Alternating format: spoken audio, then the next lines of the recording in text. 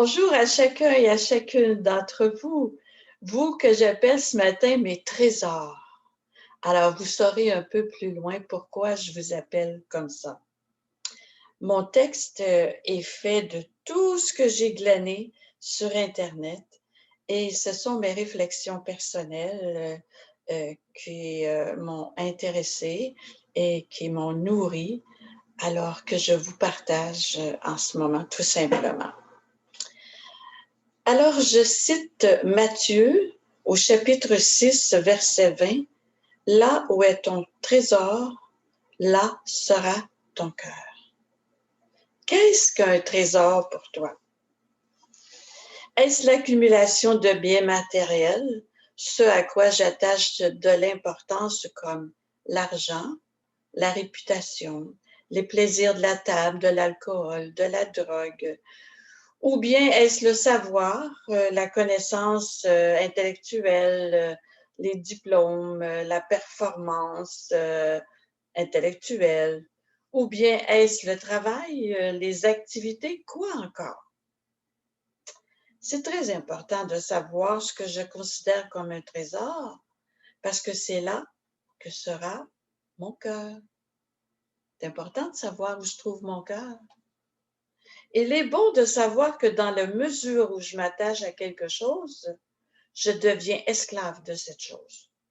Je suis prêt à n'importe quoi pour la conserver, même si ça m'éloigne de Dieu. Quand on est rendu là, en tant que chrétien et chrétienne, bien, il faut s'interroger. Comment savoir si notre cœur est attaché aux richesses du monde ou bien s'il est libre en Dieu? Eh bien, il s'agit de s'examiner. Je prête attention aux choses dont la perte m'affecte profondément. Je deviens inconsolable. Alors, l'inquiétude ou le souci ressenti, bien, c'est un critère important à considérer. Notre cœur n'est plus en paix et s'attache au trésor du monde, puis refuse de partager avec d'autres parce qu'il a toujours peur d'en manquer. Il en désire toujours davantage, puis il ne fait confiance à personne, sinon à lui-même. Jésus désapprouve ce comportement. Il invite à ne pas s'inquiéter outre mesure. Voyez les lys des champs. Ils ne tissent pas et ils sont richement vêtus. Regardez les moineaux dans le ciel. Ils ne sèment ni ne récoltent et ils mangent. Vous valez beaucoup plus que cela. Votre Père dans les cieux sait ce dont vous avez besoin. Recherchez d'abord le royaume de Dieu et tout cela vous sera donné par surcroît, nous dit encore Matthieu. Dieu est le Dieu de la dépossession. Il ne cherche pas à thésauriser, il donne tout ce qu'il a, même son propre Fils. À l'écoute de Jésus, vous serez inspiré de rechercher aussi du pain spirituel. Vous penserez aussi à revêtir les vêtements du salut, le revêtir lui qui a apporté le salut.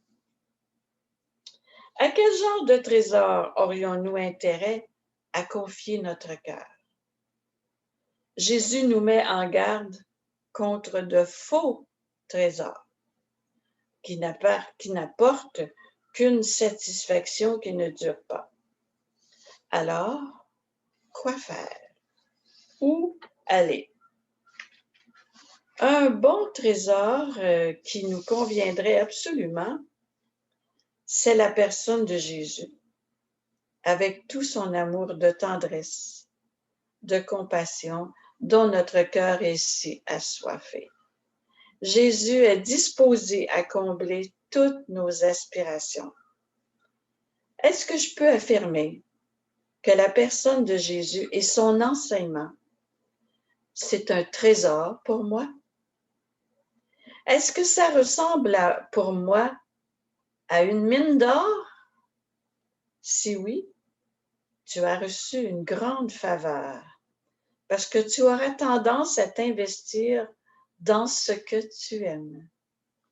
Ton cœur sera alors transformé par la façon dont tu t'investis. Tes gestes, ton agenda, tes préoccupations, tes efforts, ton temps libre.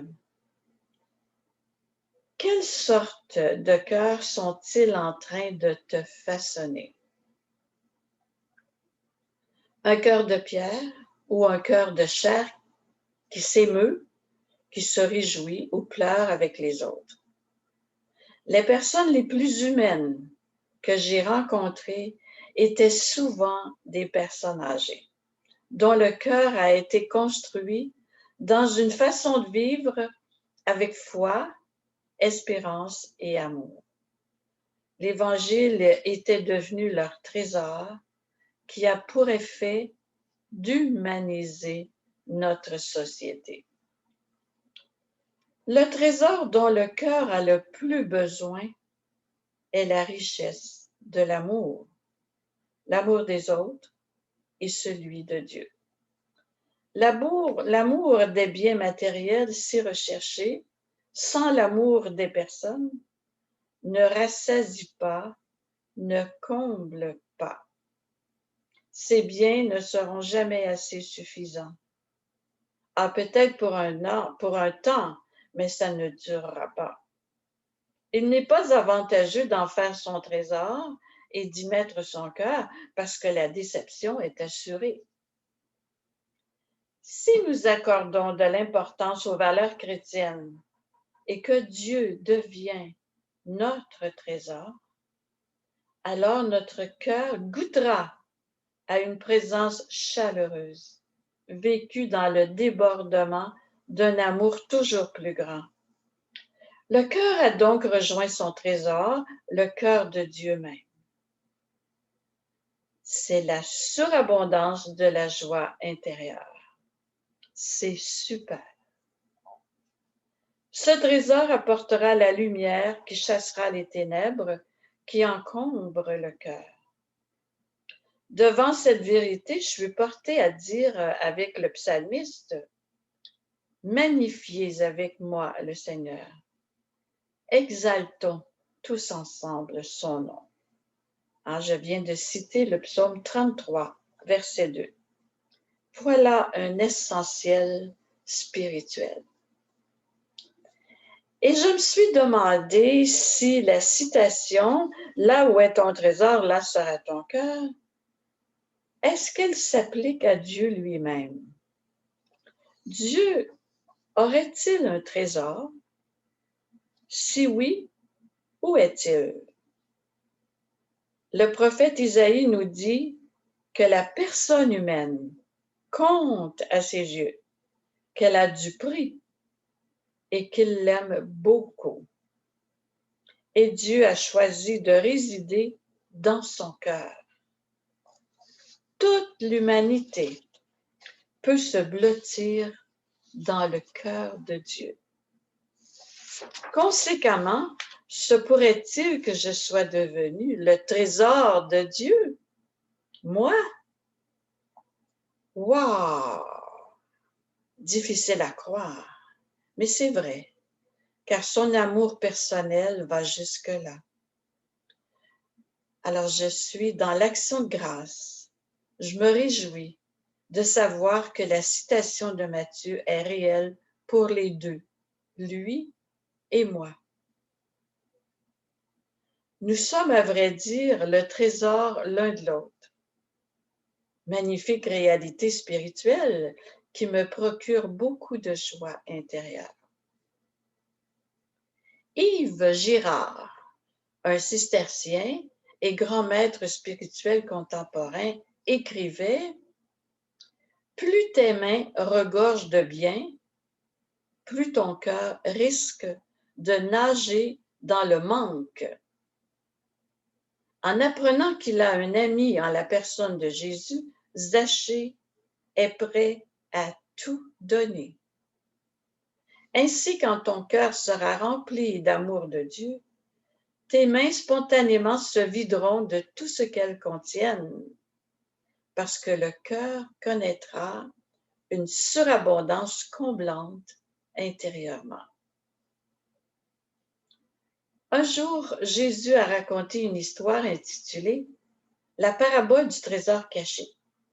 On se souvient qu'une personne engagée travaillant dans un champ a trouvé un trésor. Tout content, il veut acheter ce terrain, mais il n'a pas le sou. Alors il vend tout ce qu'il a pour se procurer le champ et entrer ainsi en possession du trésor.